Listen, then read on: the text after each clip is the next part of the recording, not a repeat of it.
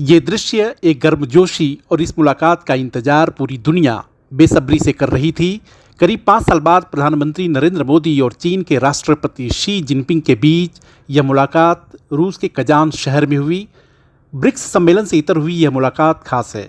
खास इसलिए कि जून 2020 की गलवान घाटी की हिंसक घटना के बाद दोनों देशों के रिश्ते जिस तरह से खराब हुए और वास्तविक नियंत्रण रेखा पर अविश्वास एवं तनाव का जो माहौल बना, उसने इस तरह की बातचीत की गुंजाइश खत्म कर दी थी।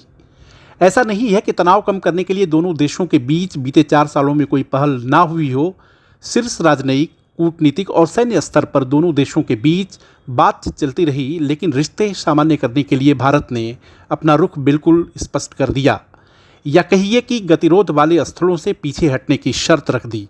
विदेश मंत्री एस जयशंकर लगातार यह कहते रहे कि सीमा पर तनाव जब तक कम नहीं होगा तब तक भारत और चीन के बीच संबंध पहले की तरह नहीं हो सकते। अलग अलग मंचों से विदेश मंत्री यही बात बार बार दोहराते रहे।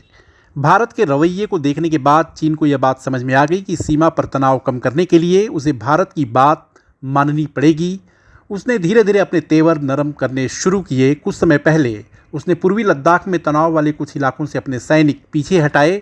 इसके बाद पूर्वी लद्दाख के डेमचुक जैसे संवेदनशील और सामरिक रूप से अहम जगहों पर संयुक्त गश्ती समझौता हुआ, यानी कि इस इलाके में भारत और चीन के सैनिक मिलकर गश्ती करेंगे। विश्वास बहाली की दिशा में यह बड़ा कदम है, लेकिन पर्याप्त नहीं है। भरोसा ऐसी चीज़ है जिसे 2-4 साल और 2-4 पहल से नहीं जीता जा सकता। वफादारी, ईमानदारी और सच्चाई की कसौटी पर कसने के बाद भरोसा पैदा होता है। वह भी भरोसा अगर दगाबाजी फितरत वाले चीन पर करना हो तो वह और भी बड़ा मुश्किल है। उसकी इसी फितरत के बारे में सेना प्रमुख उपेंद्र द्विवेदी ने इशारा करते हुए कहा कि विश्वास बहाली एक नियमित प्रक्रिया है, इसमें वक्त लगेगा। समझौते के अनुरूप चीज़ें जमीन पर हैं कि नहीं, भारतीय सेना समय समय पर इसकी जांच पड़ताल करती रहेगी। यही नहीं, जिनपिंग के साथ द्विपक्षीय बातचीत में प्रधानमंत्री मोदी ने दो टूक शब्दों में साफ कर दिया कि सीमा पर शांति एवं स्थिरता कायम रखना दोनों देशों की प्राथमिकता और द्विपक्षीय संबंधों का आधार आपसी विश्वास होना चाहिए। पीएम ने एक तरह से चीन के साथ सामान्य रिश्ते की एक तरह से शर्त रख दी। चीन अगर भारत के साथ आपसी रिश्ते यदि सामान्य रखना चाहता है तो उसे सीमा पर अतिक्रमण या घुसपैठ के इरादों से बाज आना होगा। उसे ऐसा कुछ भी नहीं करना होगा कि जिससे शांति और स्थिरता को खतरा पैदा हो। एक तरीके से प्रधानमंत्री ने गेंद चीन के पाले में डाल दी है। भारत और चीन के बीच सामान्य रिश्ते कितने ज़रूरी हैं, पीएम ने इसका जिक्र भी किया। उन्होंने कहा कि दोनों देशों के बीच अच्छे रिश्ते केवल भारत और चीन के लोगों के लिए ही महत्वपूर्ण नहीं है, बल्कि दुनिया में शांति, स्थिरता और विकास के लिए ये जरूरी भी है। कूटनीति की दुनिया में मोदी और जिनपिंग की इस औपचारिक मुलाकात को एक बड़ी घटना के रूप में तो देखा ही जा रहा है, साथ ही चीन के रुख पर संदेह भी जताया जा रहा है, क्योंकि सीमा विवाद पर चीन का रुख हमेशा से अड़ियल रहा है।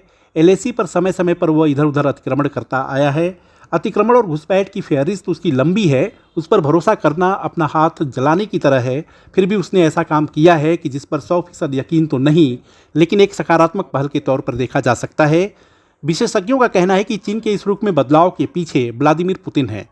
पुतिन का दबाव ही चीन को वार्ता की मेज पर आने के लिए बाध्य किया होगा। दरअसल भारत और चीन एशिया की 2 महाशक्तियां हैं।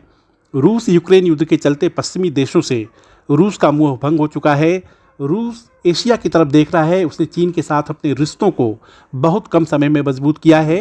भारत रूस की दोस्ती पुरानी है। अब रूस का प्रयास है कि दोनों दोस्त साथ आकर काम करें, और ये तिकड़ी पूरी दुनिया को हैरान करने के लिए काफ़ी है। पीएम मोदी और जिनपिंग के बीच इससे पहले औपचारिक द्विपक्षीय बैठक और मुलाकात जून 2020 के गलवान झड़प से कुछ महीने पहले अक्टूबर 2019 में तमिलनाडु के महाबलीपुरम में हुई थी। हालांकि इसके बाद दोनों नेता बाली में हुए ग्रुप 20 की बैठक 2022 में इंडोनेशिया और 2023 में जोहानिसबर्ग में मिले थे, लेकिन ये संक्षिप्त मुलाकातें थीं। 5 साल बाद हुई यह मुलाकात आगे क्या रंग लाती है, यह जानना और देखना दिलचस्प होगा। हमारे इस वीडियो को लाइक, शेयर और चैनल को सब्सक्राइब जरूर करें। धन्यवाद।